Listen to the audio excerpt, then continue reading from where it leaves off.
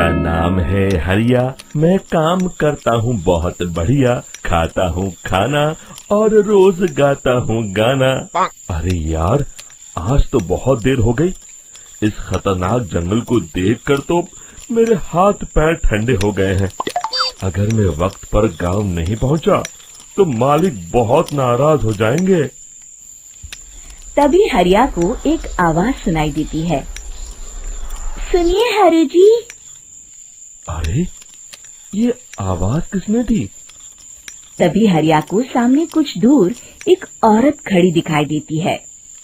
अरे भाई, ये औरत अकेली इतनी रात को इस जंगल में क्या कर रही है? चलकर पूछना पड़ेगा। फिर हरिया अपनी बैलगाड़ी उस औरत के सामने लाकर रोक देता है और उससे पूछता है।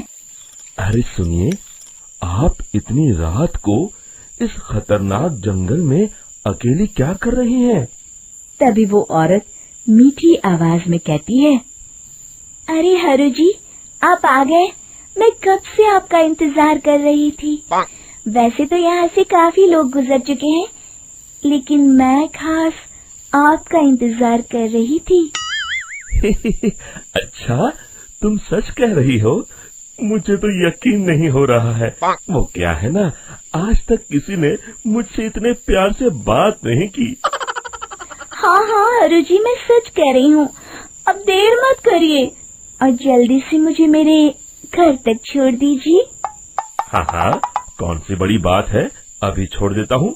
आप मेरे पीछे बैलगाड़ी में बैठ जाइए और मुझे रास्ता बताते चलिए।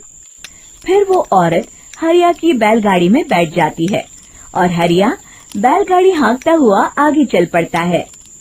फिर उस औरत के बताए हुए रास्ते पर चलते चलते हरिया बैलगाड़ी लेकर एक काली गुफा के आगे आकर रुक जाता है।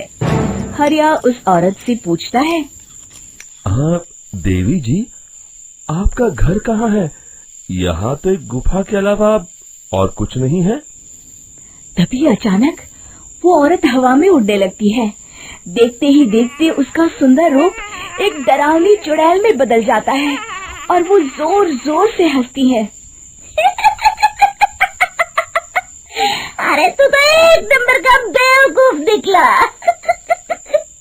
तू तो बड़ी आसानी से मेरी बातों में आ गया। अरे मर गया रे, ये तो एक चुड़ैल है।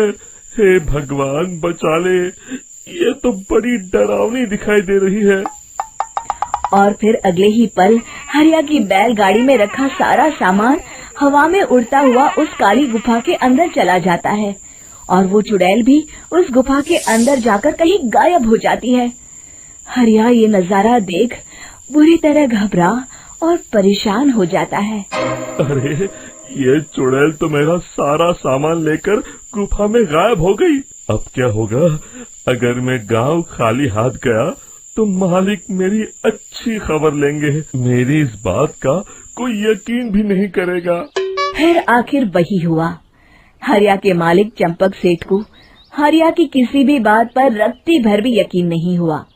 चंपक सेठ को लगा हरिया झूठ बोल रहा है और उसने ही लालच में आकर सारा सामान हड़प कर लिया है। फिर हरिया को बेईमान समझकर चंपक सेठ उसे काम से निकाल देता है। अगले दिन अपनी दुकान में परेशान बैठा चंपक सेठ गुस्से में बड़बड़ाता है। अरे, दुकान में तो सामान बिल्कुल भी नहीं है। अब मुझे ही शहर जाकर सामान लाना होगा। फिर वो अपनी बैलगाड़ी लेकर शहर चला जाता है।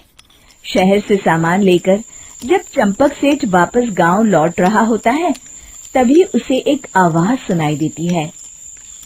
चंपक जी, ओ चंपक जी। अरे, ये तो कोई मेरा नाम लेकर मुझे पुकार रहा है। फिर उस रास्ते में वही औरत खड़ी दिखाई देती है।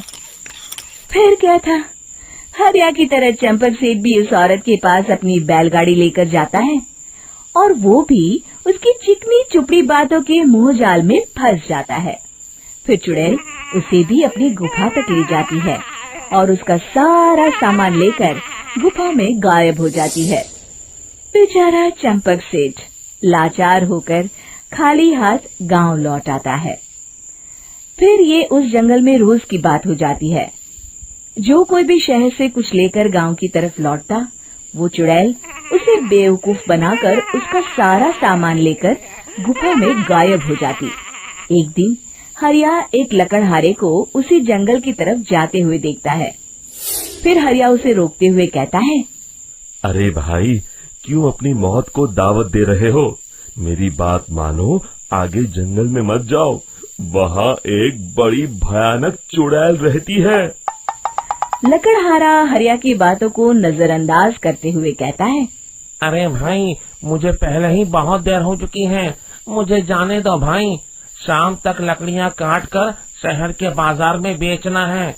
तुम अपनी ये कहानी किसी फुर्सत में बैठे इंसान को सुनाओ, मैं तो चला। इतना कहकर लकड़हारा वहाँ से आगे जंगल की तरफ चला जाता है। फिर अगले दिन गांव के मुखिया के घर के बाहर बहुत सारे लोग जमा हो जाते हैं। तभी हाथ में कुल्हाड़ी लिए खड़ा लकड़हारा कहता है, अरे मुखिया जी, अब आप ही हमें बचाइए उस जंगल वाली चुड़ैल से। हमारा सारा काम तो शहर से ही होता है। अरे मुखिया जी, उस चुड़ैल की वजह से तो मैं पूरी तरह बर्बाद हो गया हूँ। हम सबको मिलकर उस चुड़ैल का कोई इलाज करना पड़ेगा। तभी भीड़ में खड़ा बीरा कहता है, आप लोग चिंता मत करिए, कल से वो चुड़ैल किसी को नहीं लूट पाएगी। मेरे पास एक बहुत अच्छी तरकीब है। तभी चंपक सेठ उसका मजाक उड़ाते हुए कहता है, अरे तेरा नाम वीरा है तो क्या हुआ?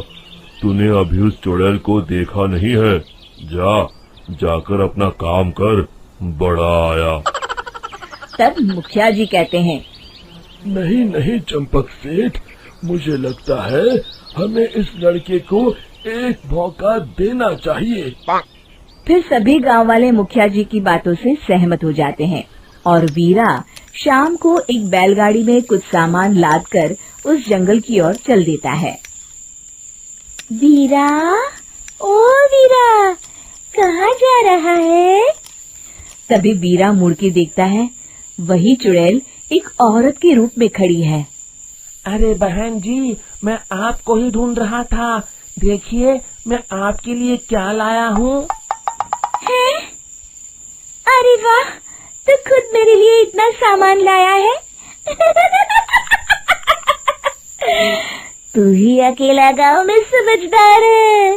जरा देखो, मैं भी खोल के, बड़े भूख लगी है। जैसे ही चुड़ैल उस सामान पर से कपड़ा हटाती है, एक भगवान शिव की तेज रोशनी उसके अंदर मूर्ति से निकलती है और चुड़ैल अपने असली रूप में आकर जलने लगती है। अरे मैं जल रही हूँ, बचाओ!